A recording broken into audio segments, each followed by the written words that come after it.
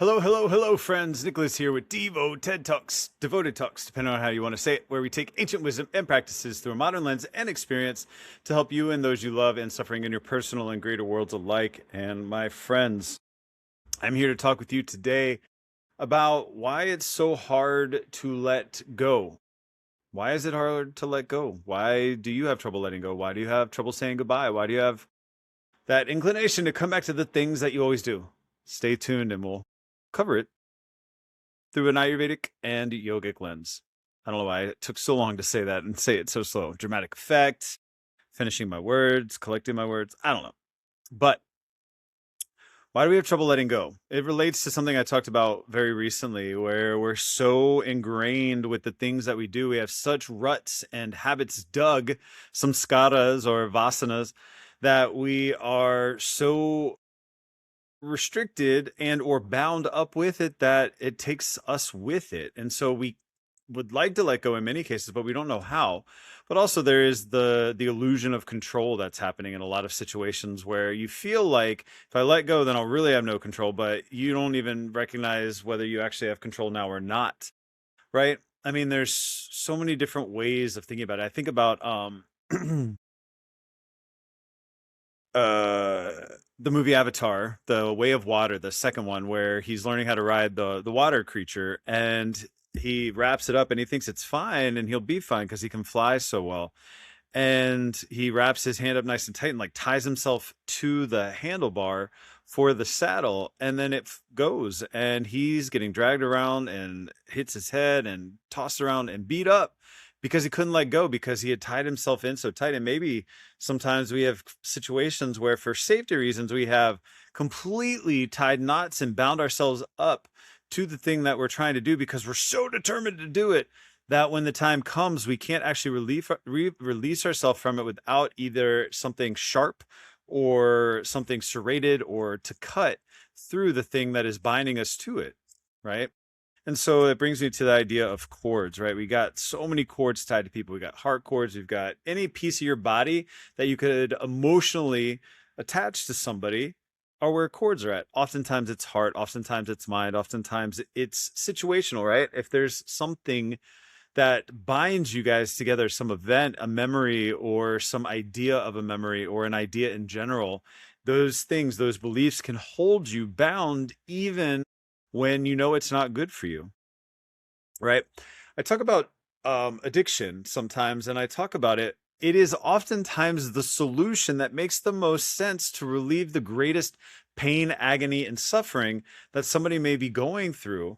But the reason that they go to that substance for the relief is because they're so either bound to it through habit or bound to something else that makes you feel worse. So you do the thing to make you feel better. Does that make sense? So if we weren't so bound to this toxic thing that is torturing us, whatever it may be, a job, a person, a place, a thing, an idea, maybe it's our families. If we weren't bound to that, the likelihood of needing the drink in many cases would be eliminated. People don't just drink themselves stupid because they have some defect in them that makes them do that, right? It doesn't feel good. The repercussions of it are not good either. But there's something else out there that either mentally, spiritually, or physically tortures them more, that this seems like the better option. I have to be convinced to clean regularly. I know it's important and I should do it more often, although I prioritize things differently, especially now that I have a business. Like I make sure this place is spick and span and ready to go. But sometimes my personal life gets a little bit less, but that's only of recent. But like when I was in school, man, good luck. So I tried to keep things as picked up in the process, but you know, sometimes they would get away from me. But you could tell when I had something important that was due that I did not want to do, and it was that I did not want to do it more than the other thing. And so I would clean and my house would be spick and span. And I'd be like, why do you want to clean now? You really should be studying. Right. And I'll tell you what, I actually was a really good student and I didn't have to study that much, but I avoided it and I avoided projects and I avoided things and I did get other stuff done, but it was more about the fact that one thing that I didn't want to do was easier. And so I knew I needed to be productive. And so I kind of exchanged them. Now with some people, the emotions and the relationships are so raw that the only thing that can take care of them, because they're overly active in the mind is to do something that disengages the mind, whether it's booze, whether it's drugs, whether it's some other kind of compulsive behavior. It takes their mind away from the suffering that they are engaged in because they can't let go of this other thing. Now, maybe they have a relationship with the substance because it's the only thing that made them feel good at one time in their life. And that habit and that samskara and that vasana is hard to shake.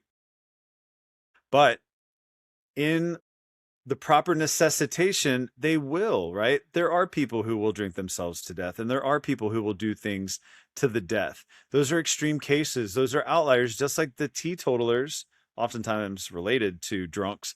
They don't drink at all. And so we're like, well, they're not using the substance. Well, okay, but they still behave like an alcoholic.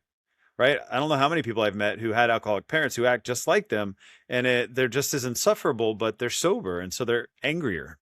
Don't have a lot of love in their heart sometimes, right? And there's nothing wrong with these situations. They may not be the most pleasant people, and they may not be people I want to surround myself with, but I don't judge them for that anymore. I used to because I didn't understand it, but I've walked through a lot of pain in the last several years that helped me understand contextually why people do things like this, right?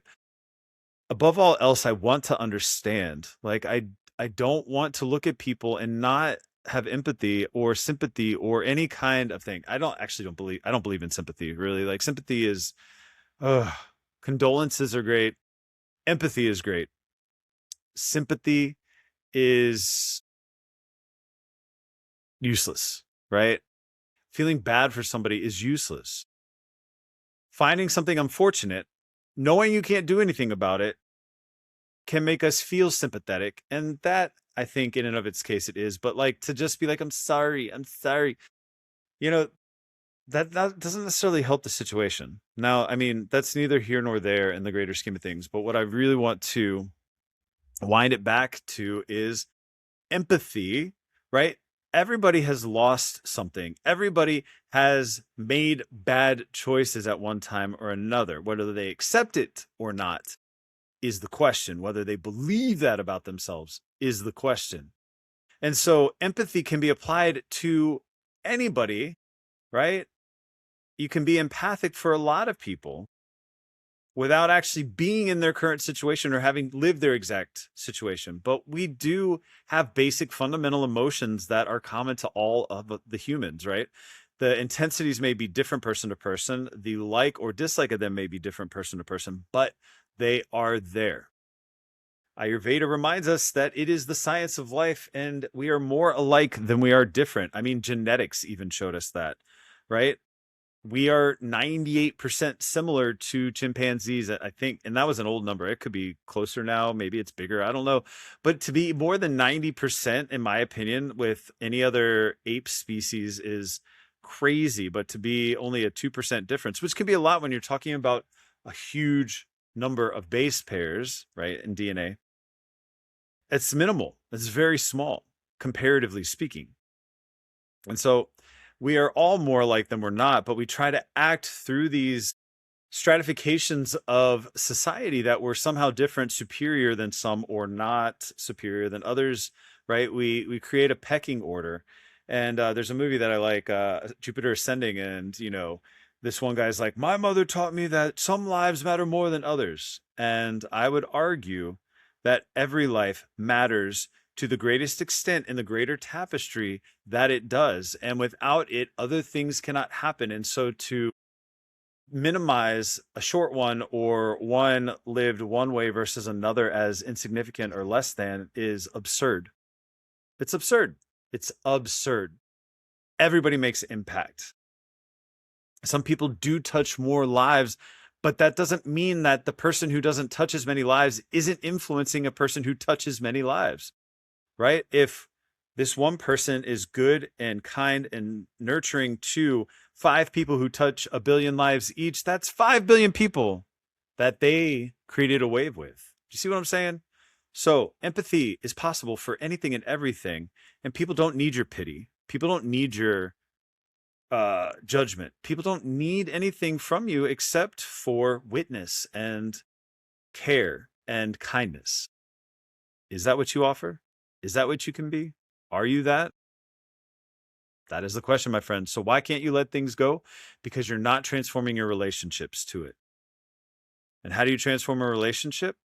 You get honest with yourself about what that relationship is in the first place. What are you doing? How are you showing up? How is that thing impacting me? And how do I move forward in the way that I prefer to move forward rather than any suffering that may be here right now or in the future? And then, my friends, I think it will be very simple to notice how to be well and be free.